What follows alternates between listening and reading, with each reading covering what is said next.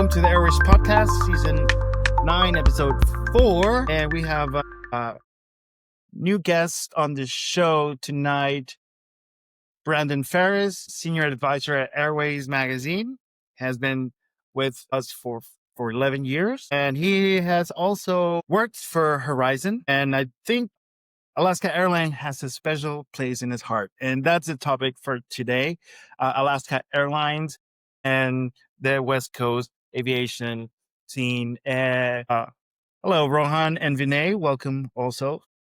How are you guys doing? Doing all right. I'm representing One World today with my Qantas shirt, along with Alaska Airlines, and getting ready for my trip to India next week. I'm going to be flying Air Canada from Toronto to Delhi, and then I'll be doing some internal flights on Air India into Kolkata, into Jodhpur, and then on the return, I'm flying Etihad for the first time from Delhi to Chicago via Abu Dhabi.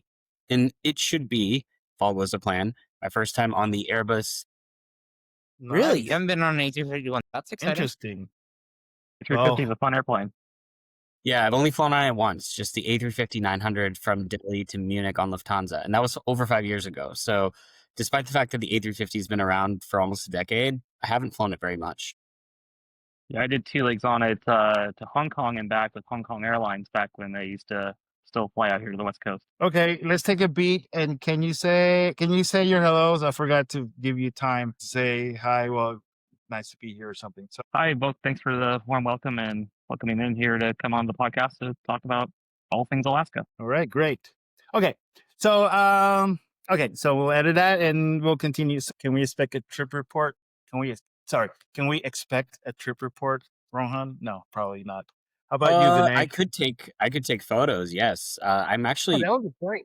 I'm actually always down to write trip reports, especially because in this situation, on the outbound journey, I'll be flying on the 777-200 LR from Toronto to Delhi. Now that one is in economy, and I did do the bid to upgrade, so let's see if that one clears. And then on the return, I did manage to get business class on Etihad. And I think that I have like a 19-hour layover in Abu Dhabi. So hopefully I'll be able to experience the lounges there, the inspection. What is it called? When you have the ability to clear customs before. And I think it's called pre-arrival or something. Yeah.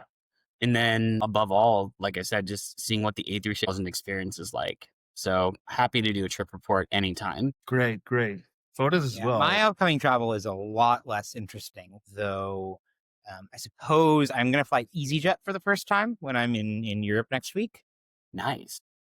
Yeah, I don't have a scheduled flight in the window that I need to get from London to Athens, but my flights to and from Europe are good old British Airways. I think I'm in first class in both directions, so we'll see how that plays out.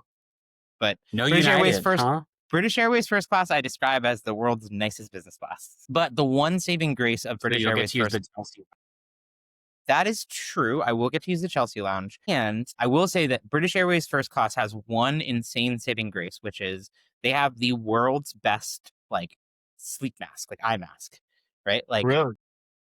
I sleep pretty religiously with eye masks because I take a lot of flights. I'm pretty light sensitive when I sleep, right? So I have to have an eye mask over my head to fall asleep. And I've never found an eye mask that works as well for me as the one that they give out in British Airways first class from I think it's White & Company. And I've tried to buy it online. I've tried to track it down. It literally only is available in that format, in that form factor from British Airways first class. So I'm always happy when I can fly BA because it means that I get more of those. Can you try and save an extra 1 or 2 for Helling and That's I? what I was going to suggest. I do actually have a couple banked. And what I do when I get on the plane is I give them my best pleading eyes and I'm like, hey, any chance I could get an extra amenity kit? Because, if you've got any left over, I really love the eye masks. And they'll usually give me 2 or 3. I think I came home on my last trip with 3 of them. So, yeah. I tried that when I was flying Royal Jordanian recently back from Amman to Chicago. I was asking the flight attendant, hey, so, you had a black one and a brown one. Could I maybe get the brown one? And she was like, I already gave you a black one. I was like, Okay. and I just let it be. Yeah. It was like the other day when I flew Hawaiian up to Anchorage, and they were like very odded out by asking if they had any extra safety cards. It's like, well, normally if you ask, there's like spare ones on the aircraft to get a copy of it, But yeah, they seemed very weird about the question. They're like, we had to turn them in even in training, which I thought was very odd. Did I hear you correctly? You said you flew Hawaiian to Anchorage? I did that back in July when they were doing the 2 flights a day with the A330. From Seattle. Yep, they were doing it for cargo, I believe, and to try it out to see how the market would be. And I understand it was mostly, like I said, for cargo, because in the summertime with all the fish and everything coming down, having the larger bellies and whatnot, and then was able to free up a couple of 737s for them to put on other summer expansion routes and whatnot. So, Wow. I mean, so many things are happening at Alaska and Hawaiian right now, and a lot of movement with those wide bodies from Honolulu to Seattle, none from Honolulu to SF or LAX. And so I think that on today's episode, we'll get to dive deeply into what some of those changes mean. I think San Francisco's back to the 330 at least for Honolulu. Sure. But yeah. The 787 is now exclusively LAX one time a day, and then 3 of the 4 touch Seattle pretty much almost every day when they're flying to Seoul and back. So Yeah, and I think the real place where you're going to see kind of what the true plans are going to look like is as you get into summer 2026, right? Because the merger got approved formally late enough in 2025 that the die was sort of cast. Obviously, they've been moving planes around over the winter and in some of these windows. And in the winter anyway, you probably want to have a little bit more exposure to Hawaii. But I do think that those long-term plans are going to really start to reveal themselves as you look forward to summer 2026. Before we get to start talking about the 5th largest airline in the US, I did want to like go around and just ask you like, how are your beginnings? Like, how did you start at Airways, and are you based, or were you always based in Seattle, Washington? Yeah. How'd you started with the love with not so much aviation, but with Alaska? I know you're a fanboy. yes, I am, and I defend them tooth and nail. I started off, actually, I hired out right out of high school with them in 2008 as a ramp agent with Horizon Air. Spent about 5.5 years in that. While I was doing that, during 2 of those years, I did a couple little side projects. So, like on one of them, I was beta testing the reservations programs and whatnot before we got into the field to make sure the bugs were worked out and whatnot. And then I also did another special assignment, and this one wasn't quite as long, but it was basically I'd fly around to every airport or a good chunk of the airports in like 3 months. I flew around to I'd fly to DC and go there. I'd audit like what the signage was that they had there, because they had so many different signs from so many different times over. This was even before the 2016 brand change. This was back in 2012 when it was still the old Icicles branding.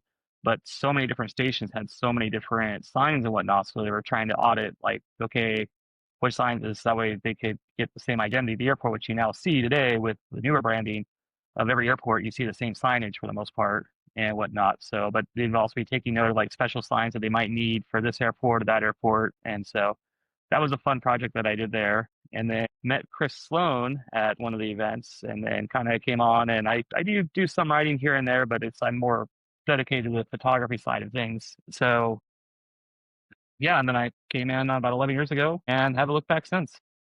And are you still with Alaska? No, I actually left in 2014 to go to the railroad, which is now my day job. Which Shout out to Jay Shabbat, because he's his love for railroads is, I don't know if it's akin or higher than airlines.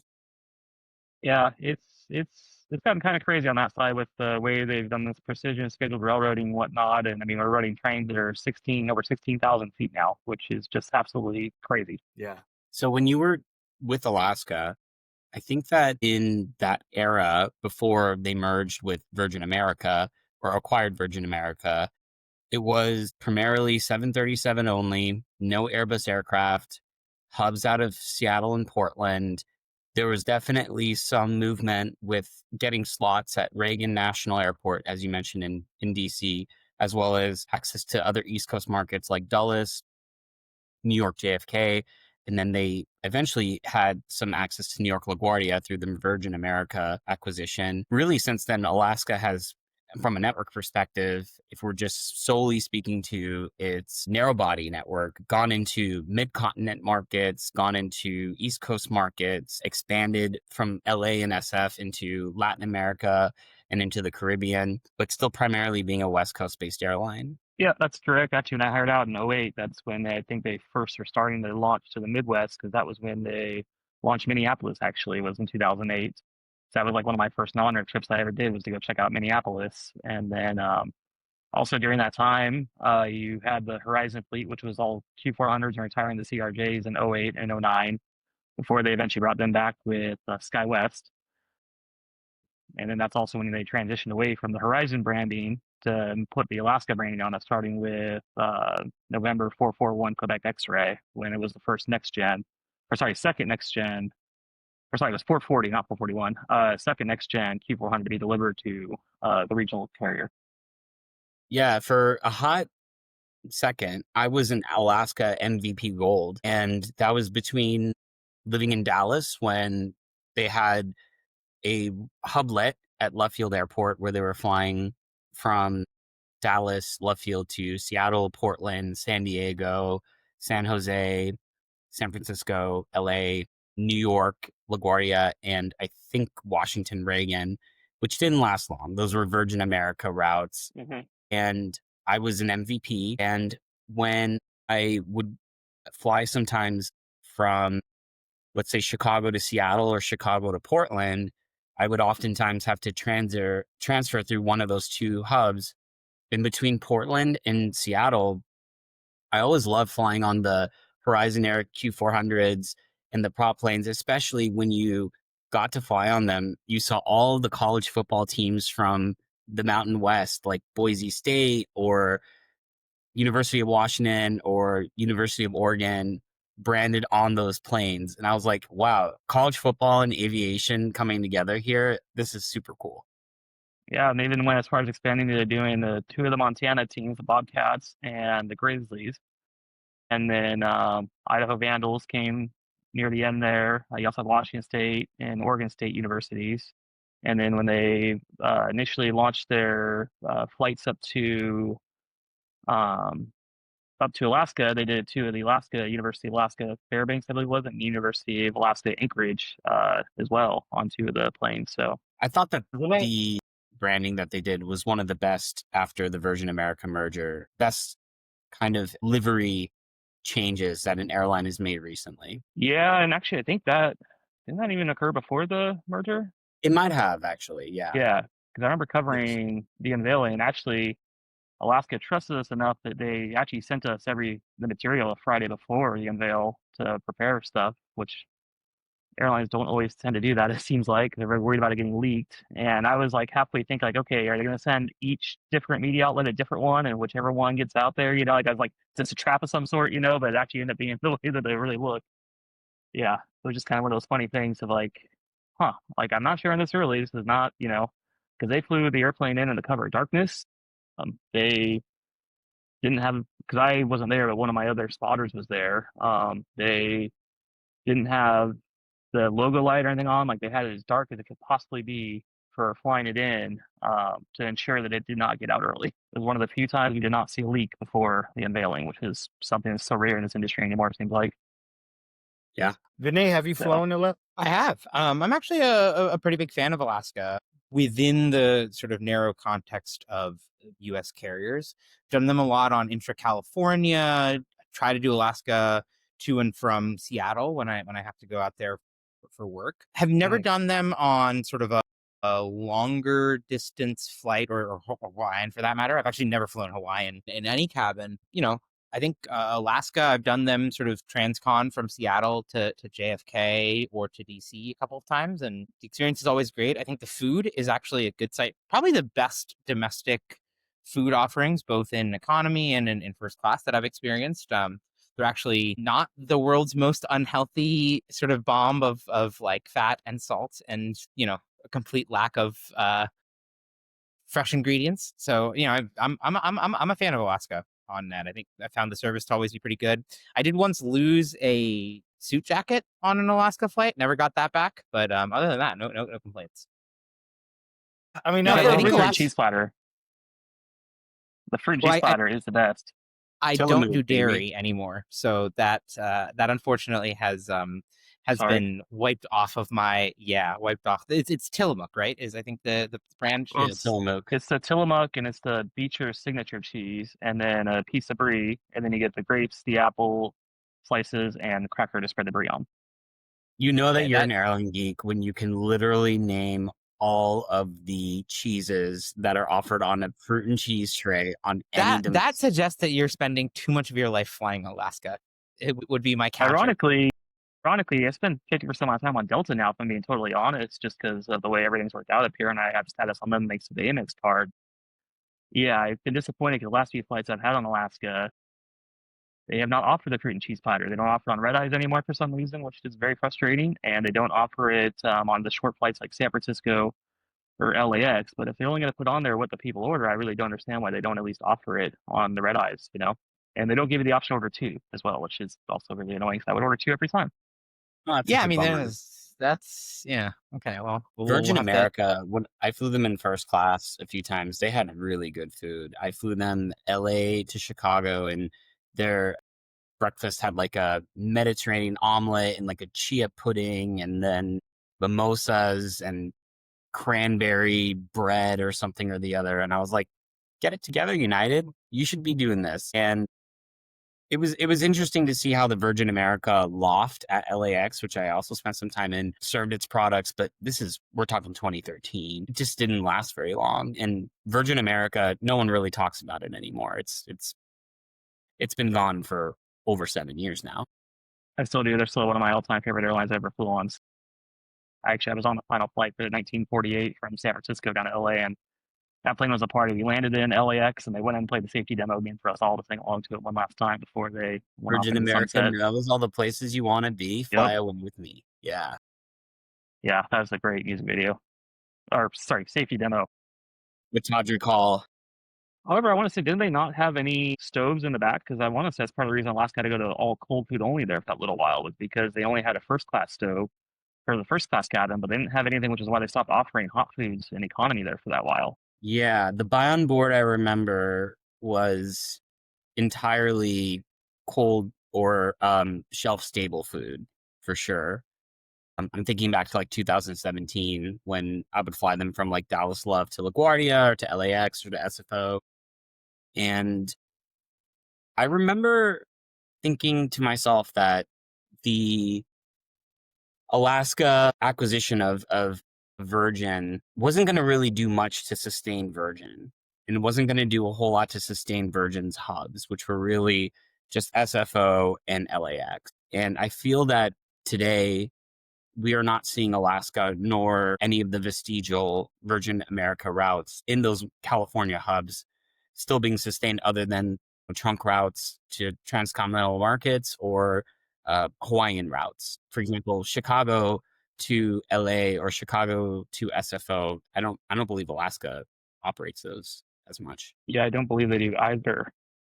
One thing I did want to say about Virgin America, because even though they're one of my favorite airlines, I will say that I feel like ultimately what happened to them, they came out swinging when they first started with this really impressive quote unquote first class product given domestic US and the way domestic US first class was. But I think what ultimately killed Virgin America was they never upgraded their product as the other carriers started out with the PS service and the lie flats on the cross countries, and Virgin never upgraded its product, which unfortunately I feel like what ultimately led to its demise was the letting the legacy carriers come up and basically swallow them up whole, and they just never upgraded because they tried that airplane 2.0 cabin, but we never saw it beyond that one aircraft it was on. And then they did do some upgrades on the A3. Nothing to really compete with what United and America started throwing at them on those transcontinental routes between JFK and LAX and San Francisco and Boston and whatnot. And that carried over to Alaska too, when they decided not to include lie flat seats on their 730. Agreed. I'm curious to see if we could see it maybe on the 737-10 MAX, though, once those come into play, if those ever get certified. It's going to be larger, and it's going to have the range to the East Coast. So that could be the possibility where you see Alaska finally maybe dip its toes into that market. Predictions for the Dash 10, when it's going to get certified. The one, well, that's trying to predict when any 737 MAX aircraft gets certified is a fool's errand at this point, given what's happening. Or 777X now too, it sounds like. Yeah. Well, but I did want to actually circle back to the notion of what Alaska has done with its sort of Virgin America inheritance, because if you look at the underlying route networks, there was a build-up period, right, where after the merger, Alaska really chose to build out SFO and kind of grow it beyond what the sort of independent operations were like, right? So you're looking at I'm just looking at July 15th, 2016, right? Picking just a random summer sort of peak day in July of 2016. Virgin America was at 64 departures, right, to 15-ish destinations. Alaska, and a lot of this was Seattle, was at another 18 departures, right? Seattle, 13 of them to Seattle and Portland. Sorry, there's about 82 total departures, right? About 13 million available seat miles between the two of them.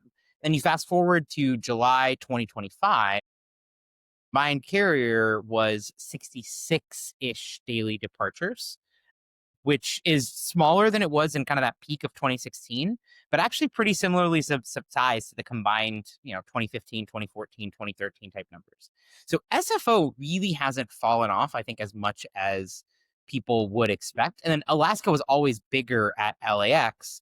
But if you look at the sort of Alaska, LAX, I think, is really where you've seen the Virgin operation get sort of pulled off of a little bit more of a clip, right? Because Alaska and the sort of merged carrier, so to speak, today is at 66 daily departures from LAX. Alaska by itself was at 42 back in 2016. Virgin was at 40-ish by itself back in 2016. LAX, the combined LAX operation has shrunk a bunch. The combined SFO operation is basically back to where it was in the mid 2010s. It's just somewhere in between those two poles. Like you look at 2019, for example, right?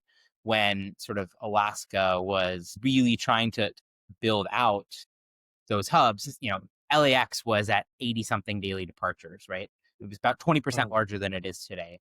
SFO, actually 40% if you look at available seat miles, because there were so many transcons as part of that mix. And SFO was closing in on 100 daily departures. It was the size of Portland, and now it's about half the size of Portland. And so I think that's actually what you've seen, right? Is that SFO basically has shrunk down to just what it was pre-merger.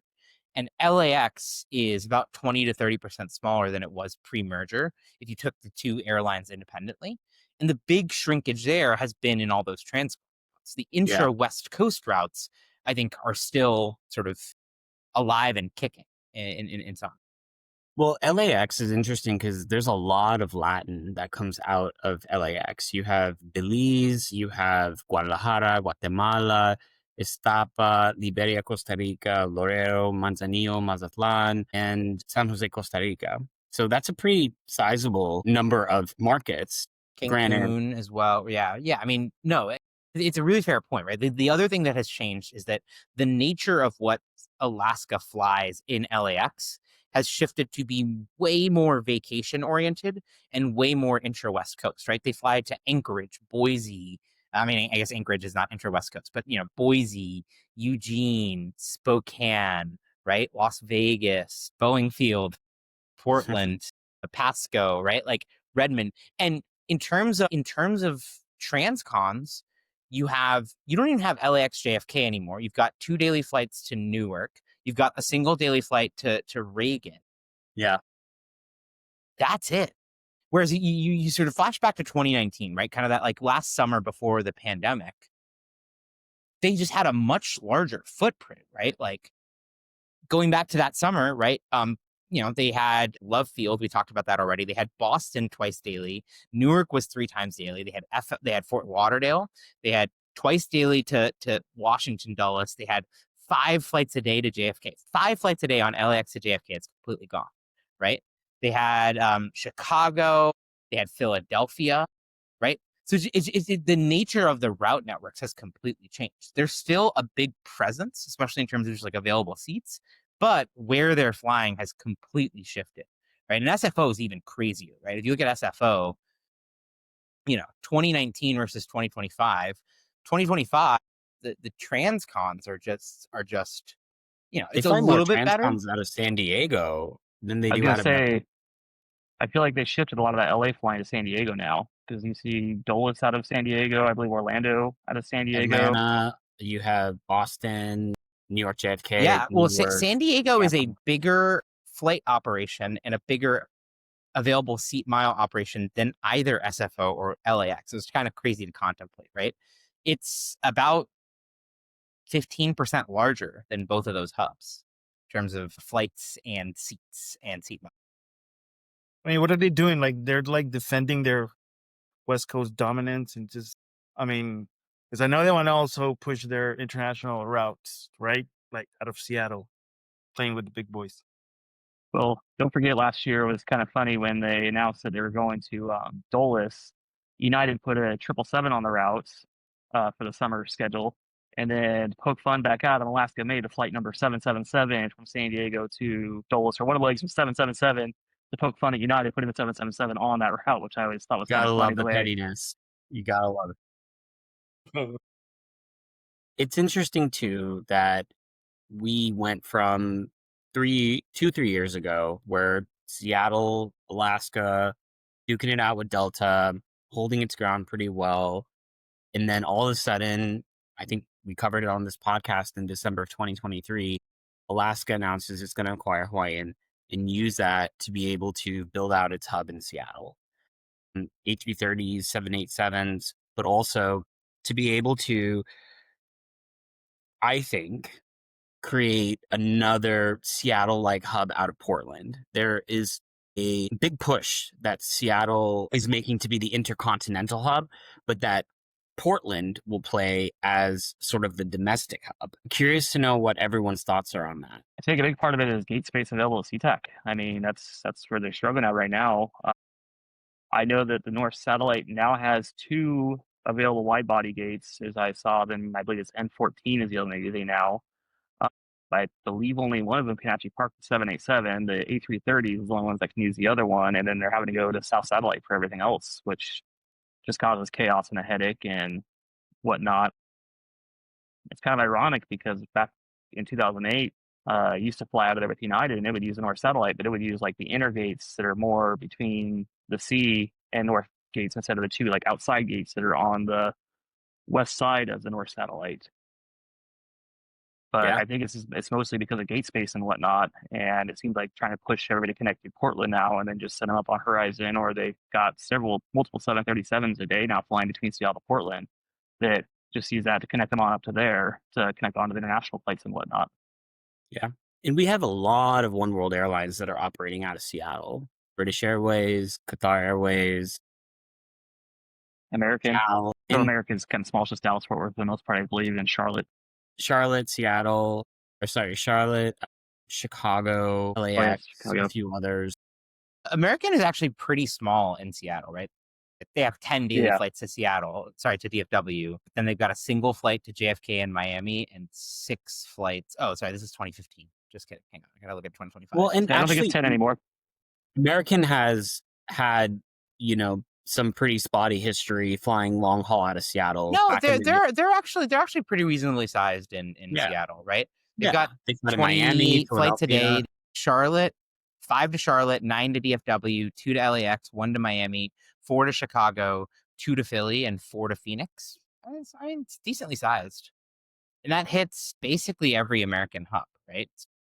Mm-hmm. I believe LAX they use SkyWest for that route. It's not even a 737. Yeah. When American first had its MD-11s, it actually operated a Seattle to Tokyo Narita route. And then we know that in 2020, when Alaska announced that it would join One World, and we even had a podcast episode on this, American said it would make Seattle its newest long-haul base. And then it would fly to Bangalore, it would fly to Shanghai, London Heathrow. Ultimately, London Heathrow only lasted for like one season, I think. And now we see a different situation where Alaska is taking the 787s from Hawaiian and is going to launch Rome and is going to launch London Heathrow and Reykjavik. Reykjavik will be on the 737 MAX 9. The London Heathrow will be on the 787-9. There have been challenges, regulatory challenges, I believe, for Alaska in wanting to get into the JV agreement with that route, from what I've been told. It curious this administration says anything, given the fact that they just are now making Delta and Aeromexico break up its joint venture. Yeah, it's fascinating, right? I think everyone's perspective was that coming out of the Biden administration, which was pretty heavy-handed when it came to antitrust enforcement in the airline industry, I think the default sort of assumption and the default posture was something like, hey, the Trump administration is going to be much more favorable and much more friendly and flexible to sort of airline consolidation, airline sort of market consolidation efforts, which JVs are, right? Even if they're within kind of specific market segments. And I don't actually think that has played out in anywhere near as clean of a fashion as I think people might hope. I think the real test of that is going to be, by the way, if and when something happens with the decayed assets of the carcass of Spirit Airlines, what exactly does the administration do? Like if United tries to buy out a bunch of planes and gates at FLL, does the administration turn a blind eye to that? Or do they come in and say, hey, you have to, sort of give up X, Y, and Z in terms of concessions? It'd be very, very interesting to observe what happens, right? Because did we see any airline mergers under the first Trump administration? Alaska and Virgin. But that started under Obama, under right? the Obama administration, right? Not really. Finished in 2018, but it kind of went through antitrust, sort of core antitrust review. And there were some divestitures that had to take place at certain airports like DFW, Dallas Love, in Chicago, and I think Miami or something. Maybe not. Yeah, I mean there were some divestitures. 2016, right? It was pre-Trump's election that the Virgin America murder happened. So we actually don't have a sense, and admittedly, the second Trump administration is different in some meaningful ways to the first Trump administration. It's not as governed by sort of traditional Republican orthodox economics, which would be sort of pretty laissez-faire against or sort of about the notion of companies merging. So I actually think it's more of an unknown. People maybe default assume that mergers will just be sort of green lighted. But if you look at other industries, right, like, it hasn't been quite as aggressive as it was under the sort of Biden FTC administration, but it hasn't been a layup by any means. Yeah. Sean Duffy is not Elaine Chao. That's for sure. And the news about the Delta Aeromexico agreement, pretty interesting in that regard. Yeah, for sure. Speaking of Spirit, I don't know if you guys know, but actually they pulled out of Seattle. I guess I didn't realize that they were done flying here for now. Yeah, Spirit's retreating from the West Coast. Pretty much all markets like San Diego. Yeah. Yeah, what is it, like 2%, 1%? I don't know, because okay, take away the three big airlines that take what, like 3/4 of the market share. Then you have Southwest, which 11, and then half of that is for Alaska, right? So JetBlue, what's JetBlue going to do? They got 3%. Are they going to merge? Is that happening? Probably not. Internationally, I don't know how. I mean, I do want to talk about that. Is there a rivalry between Alaska and Southwest? I mean, I guess my question is, what's the perception from the customer side of They're Alaska different airlines, right? They're pretty fundamentally different airlines. I would say they used to be, but now with them charging for bags, you're pretty much Southwest just blends in with everybody else now, as they got rid of their crown jewel of what used to be their biggest advertisement push that they no longer have. I thought the biggest advertisement push was paying up for A-list preferred or business select or whatever, and then losing your seat privileges to people who pretend to be in wheelchairs. So that was my understanding of the biggest perk of flying Southwest, at least in my limited experience with the airline. But that's neither here nor there. So will Southwest Airlines lose market share, and will Alaska gain that? I don't know. We'll hear from our sponsors and we'll be right back. Today's episode is brought to you by Thai Airways International. Here are a few quick facts about this proud carrier. Founded in 1960 and operating out of Bangkok, Thai Airways is national flag carrier of Thailand and a founding member of the Star Alliance. Headquartered in Suvarnabhumi Airport, it connects Thailand to destinations worldwide and is renowned for its signature Thai hospitality and service philosophy. The airline is preparing to launch its brand new Airbus A321neo fleet, entering service later this year with lie-flat business class seats, refreshed cabins, and the latest cabin technology. Whether you're planning a business trip, beach escape, or connection into Thailand's long-haul network, keep an eye out for the A321neo. Thai Airways, smooth as silk. I think it's worth, I mean, to the degree that we're focusing on Alaska, I think it's worth actually like asking the question.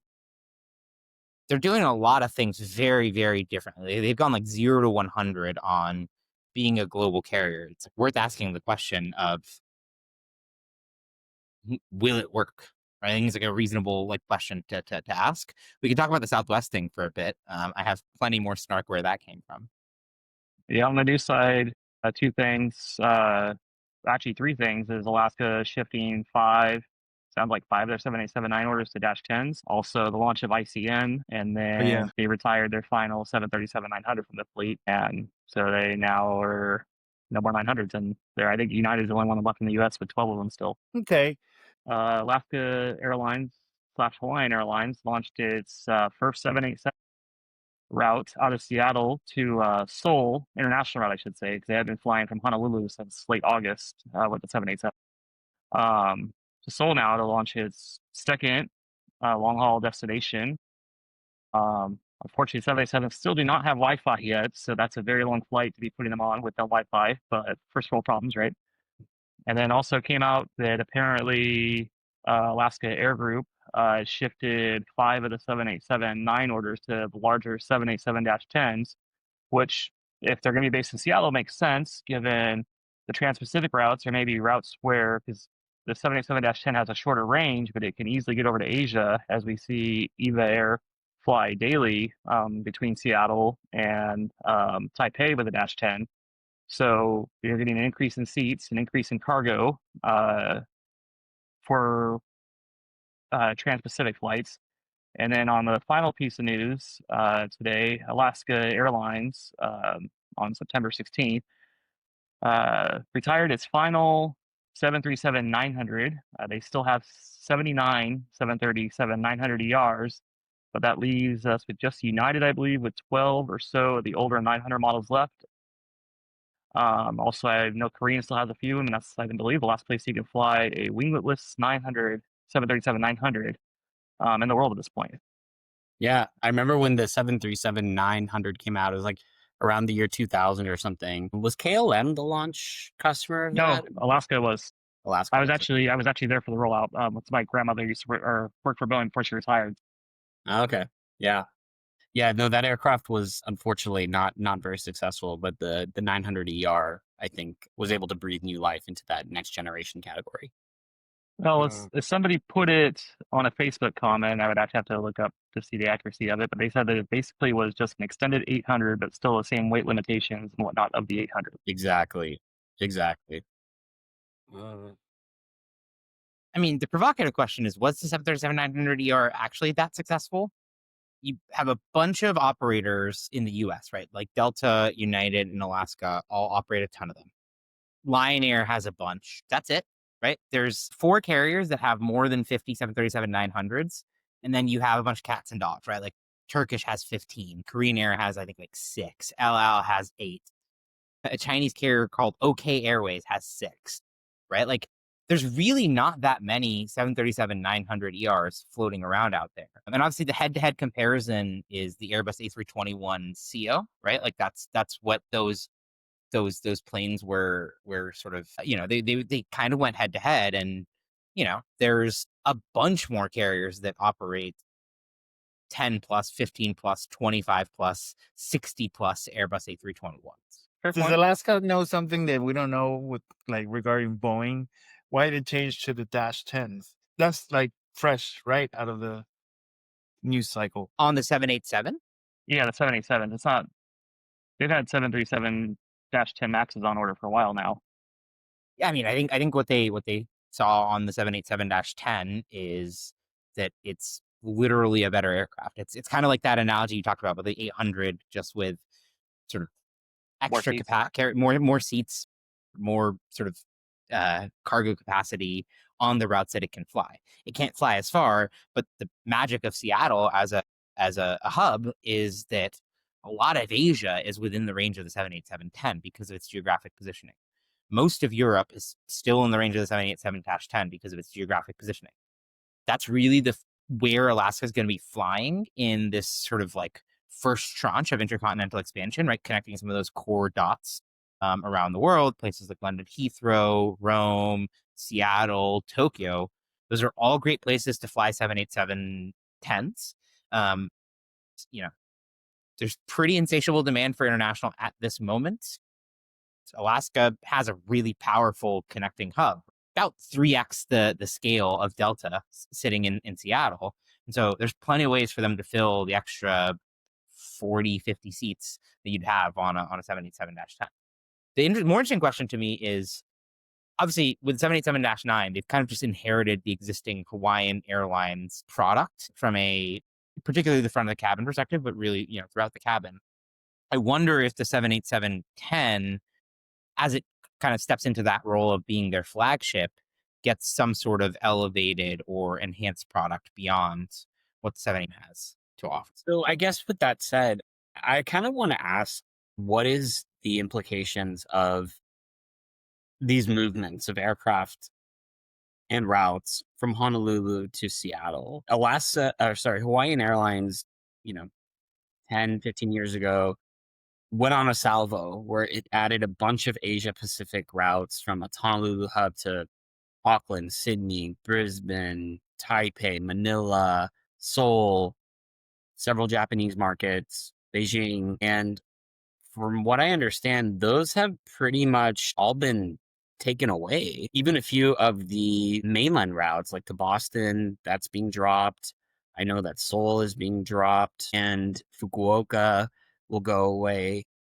So really, Hawaiian Airlines, when you look at like Honolulu and the number of markets it serves, aside from the inter-island ones, they really just have Vegas, Long Beach, LA, JFK, Oakland, Osaka, Pago Pago, Papeete, Phoenix, Portland, Sacramento, Salt Lake, Rarotonga, San Diego, San Fran, San Jose, Seattle, Sydney, and Tokyo Haneda. They also fly to Tahiti too as well. Yeah, Papeete is what I mentioned. Okay, sorry. Yeah, but this is where it's interesting, right? Like Hawaiian flew a lot of Asian flights pre-pandemic, right? Because of inbound Asian tourist demand, right? Those planes were never filled with Americans. It's not like they were connecting people from the mainland to East Asia. That demand has, it seems like, permanently sort of dissipated in a stepwise manner, right? So you're not going to fill those planes to Asia. To the degree that you have A330s and you have wide bodies on property, is the most profitable and strategic way to deploy those A330s on a marginal international route that's going to lose a bunch of money out of Honolulu? Or is it on a route from Seattle, or heck, even one day Portland potentially, right? Where at one point, do they add Portland to London Heathrow, for example, right? To connect into to British Airways. Those A330s that are flying, they're flying 4 daily flights from Honolulu to Las Vegas, right? Make one of those at 321 and put an A330 on Portland to Heathrow. Alaska might actually be able to fill that plane in a way that, was it Delta that flew Portland to Heathrow at one point, or am I making that up? Yes. British Airways also, Portland to Heathrow. Delta tried it, I think, a few years ago. British Airways flies Portland to Heathrow. Delta, I think, at one point had that route. Years. Or maybe it was Amsterdam. Amsterdam, I don't remember London Heathrow, though. Unless it was pre-pandemic. Maybe it was pre-pandemic, but yeah.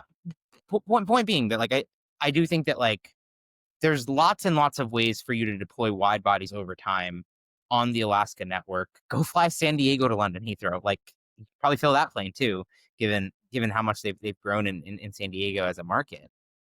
I know British Airways uses the A350-1000 on that route. Yeah, no, there's plenty of demand there. BA doesn't have tons of, and this is where if they can sort of squirm their way into that joint venture, and we'll see if the administration ever sort of gives the green light on that, all of a sudden the universe becomes a pretty interesting space. I do know that Delta gave Portland, Amsterdam to KLM, so that one is still being flown technically by a JV partner. But yeah, I think you're absolutely correct that took place. And including Delta in this conversation, Delta and Alaska once had a relationship. Now they don't.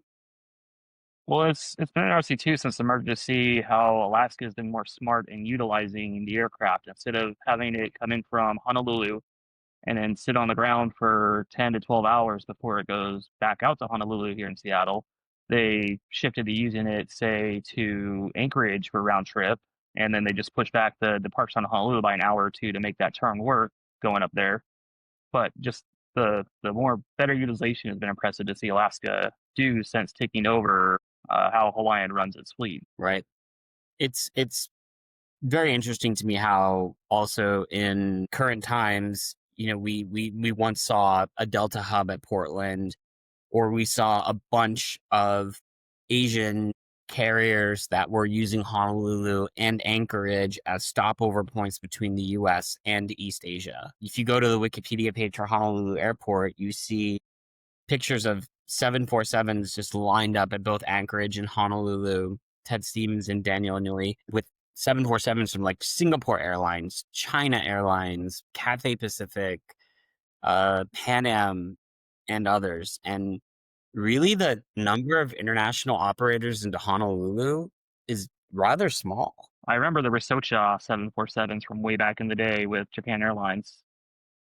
The first time I ever went to Honolulu back in 2005, I believe it was. But yeah, it'll be interesting to see now, though, with the potential of Hawaiian joining Oneworld here in the next year with the merger, since they are at this point keeping the two distinct brands. If you may see Honolulu kind of turn into a Oneworld hub connection for other international carriers that might come back now to Honolulu because of there being that Oneworld connection.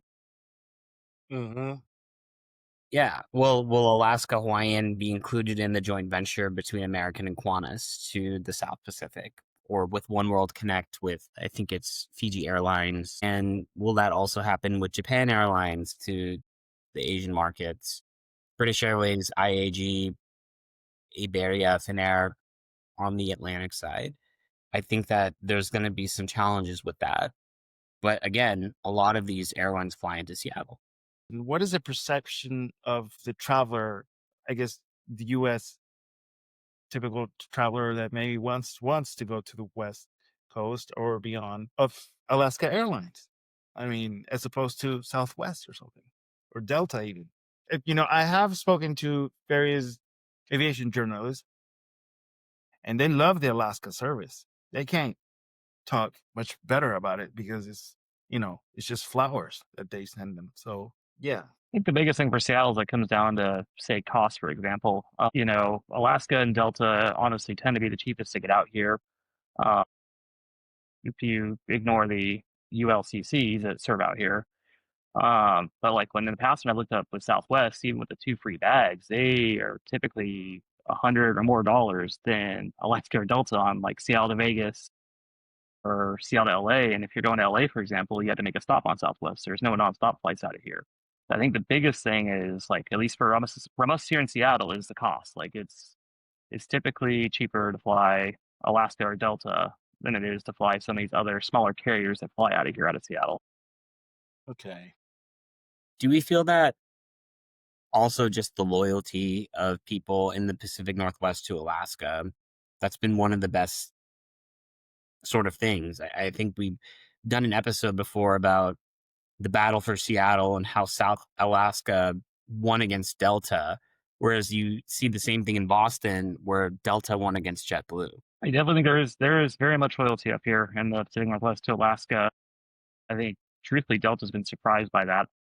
I think they thought they were able to come in because this, of course, back when, what was that, 13 or so, when the battle for Seattle really began, about 12 years ago. after Alaska.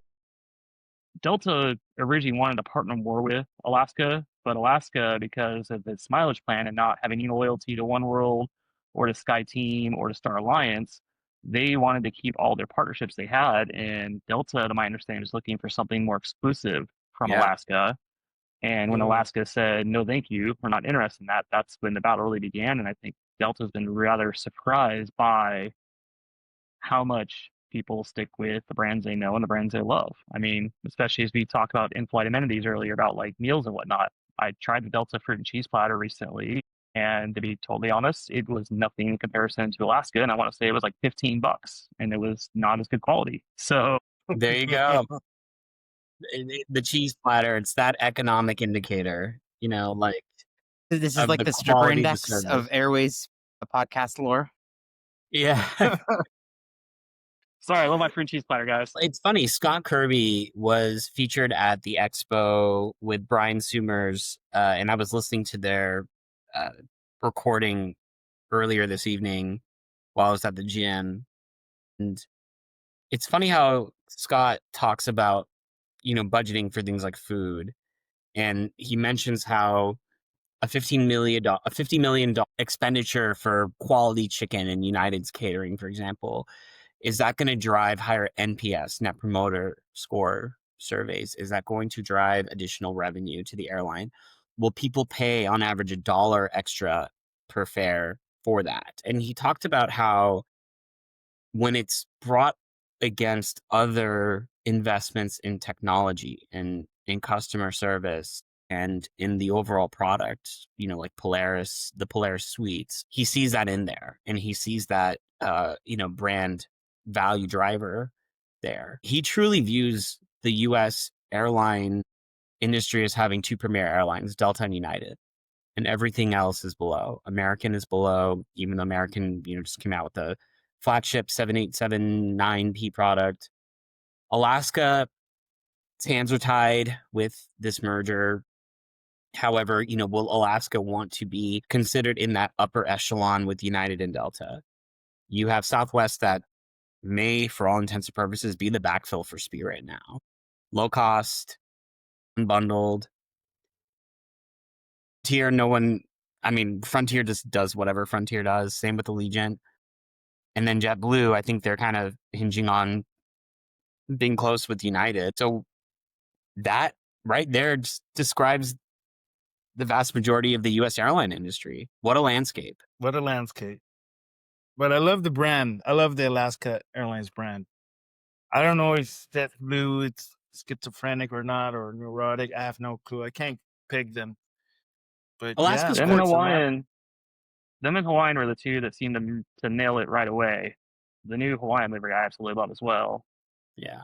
I will admit that the United has grown on me. It took a little bit when it first came out. I did not care for it at all, but now when I see it, I get excited to see that over the old, boring, no offense to the ex-Continental people, Continental colors.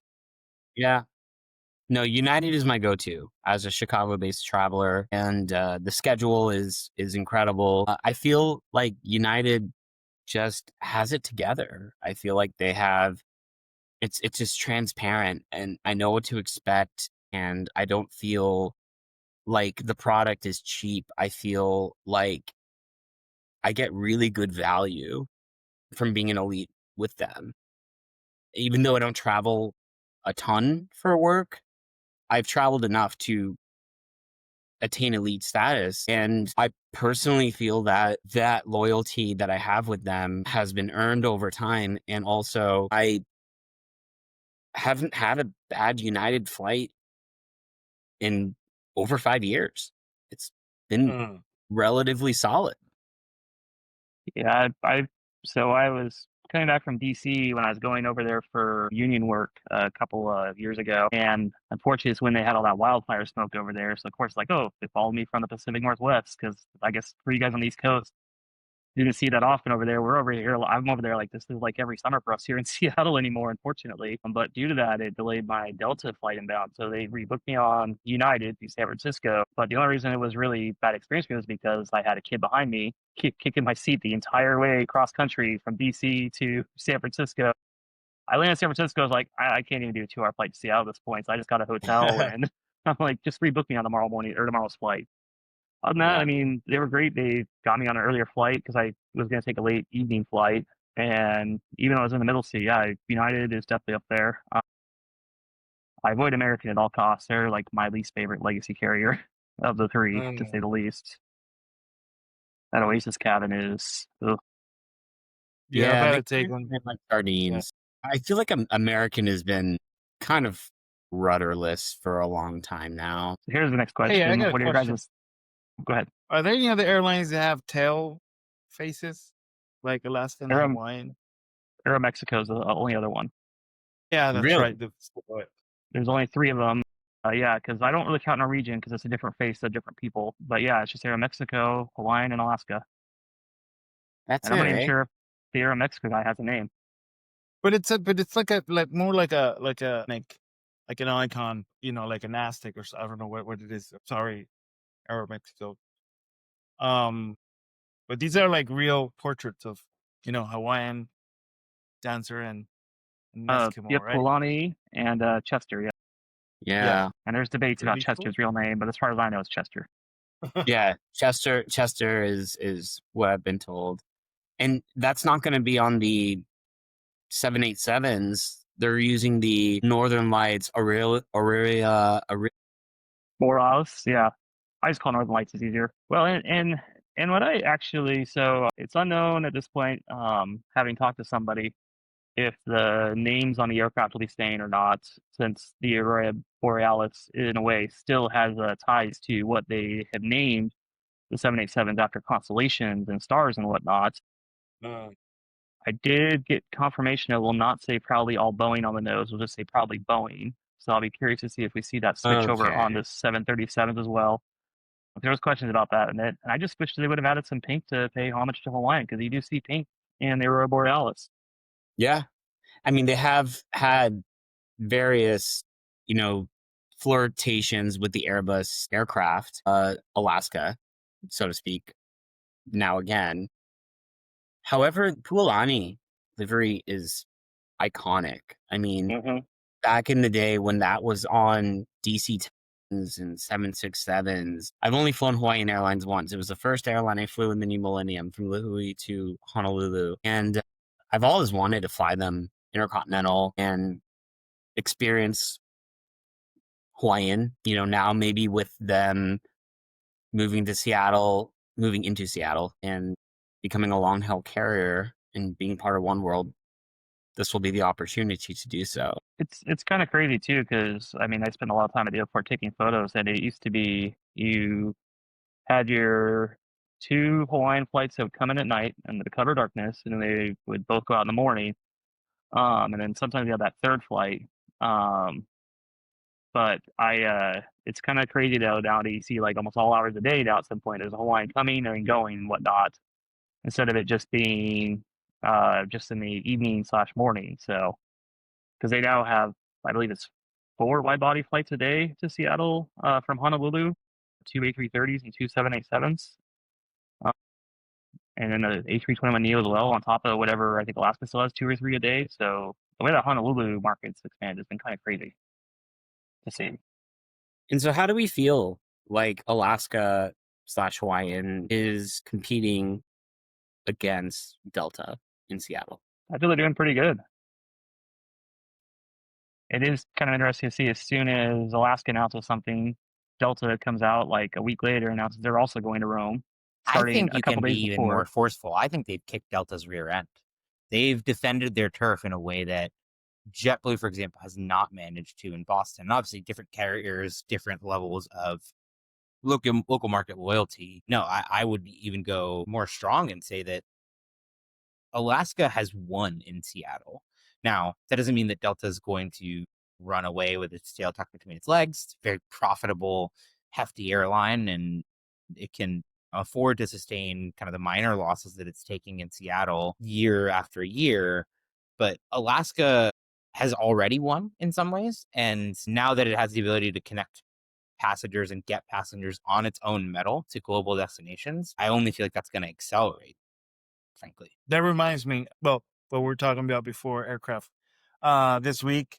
Everyone, listeners, please check because we should be able to order the 2026 edition of the Airways calendar. I'm excited for that. And I think we're going to have a vintage edition as well. I don't know. Brandon, do you know anything about that? Yeah. I do not know about that. Yeah. We got to bring the I think band just back together, right? Yeah. No, they sail out really fast. So, okay. So, how about we can do winners and losers or quick predictions or neither? Winners and losers of the past week. Yeah. Interesting. Who's the biggest loser from the past week? And who was the biggest winner? Why, you could say Delta Aeromexico is the biggest loser. Yeah. Yeah, definitely.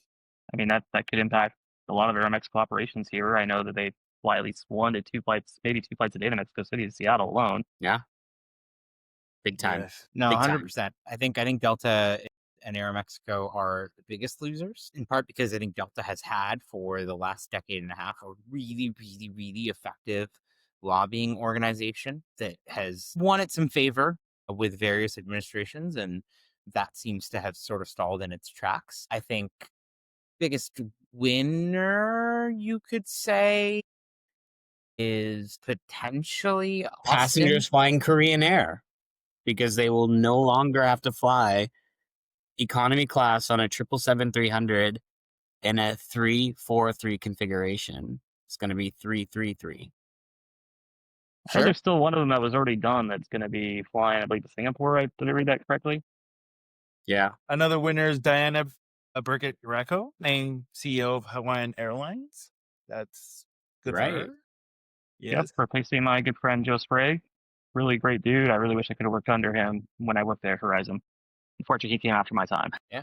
Well, I was just going to say, you also finally saw Delta really come to life in the Austin market, the world's slowest hub build out since it's taken about a decade since they first announced it as a quote unquote focus city. There was the whole American Airlines build up and drawdown in between there. But I think that's kind of interesting to note as well. They added Denver, they added Miami, little poke in the eye of American Airlines. So I'll call my former hometown and maybe still spiritual partial hometown of Austin Yeah. a winner.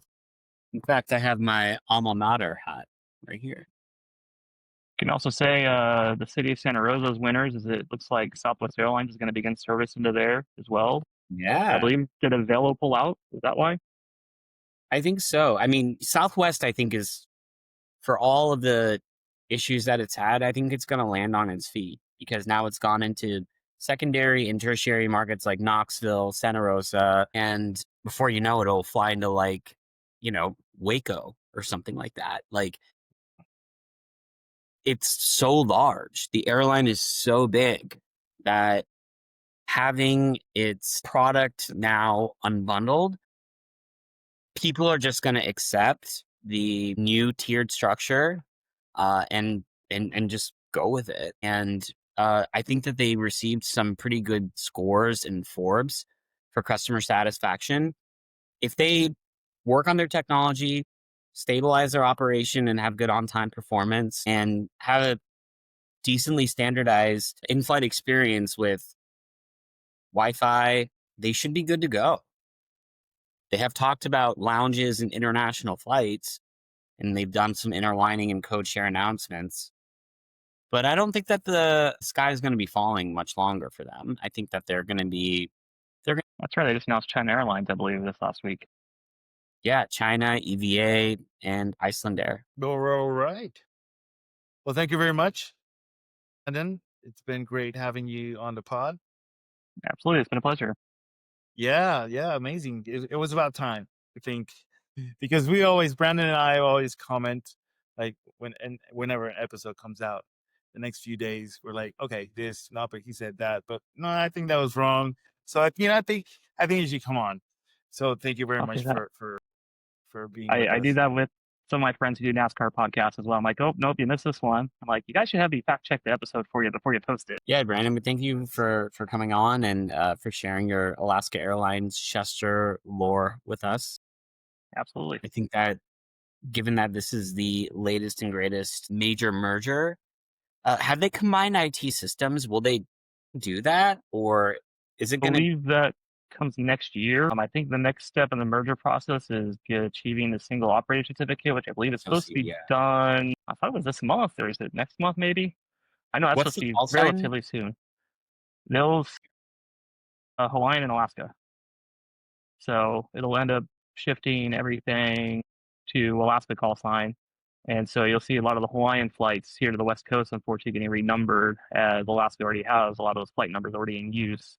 So I believe the Hawaiian ones are supposed to take into like the 600 range or something like that, similar to what we're seeing on the international routes. But yeah, unfortunately, we're going to see them all shifting to the Alaska call sign here sooner than later and renumbering many of the flights, which sucks because when you're a nerd like me, it's always been Hawaiian 28 and Hawaiian 22 and 27 and 21 into Seattle. So now I'm going to have to relearn my Hawaiian numbers. Well, Yes, well, thank you all. I mean, this has been a fun episode. We got the East Coast, Midwest, and West Coast represented here between the four of us. And yeah, I feel that we'll be watching Alaska. We'll be looking forward to seeing how it stacks up against the rest of the U.S. airlines in 2026 and beyond, and perhaps more international routes announced out of Seattle and Portland. Brandon, it was great to have you on the podcast. Great to chat about Alaska, since probably the most has changed at Alaska since we restarted or came back from hiatus on the podcast. And yeah, I mean, we appreciate all of you in the audience as always. Be sure to like, subscribe, leave us a review wherever you get your podcasts, whether that's Apple Podcasts, Spotify, hand delivered by carrier pigeons, you name it. Every review and every listen always helps. Thank you, everyone, and see you on the next episode of the Airways podcast.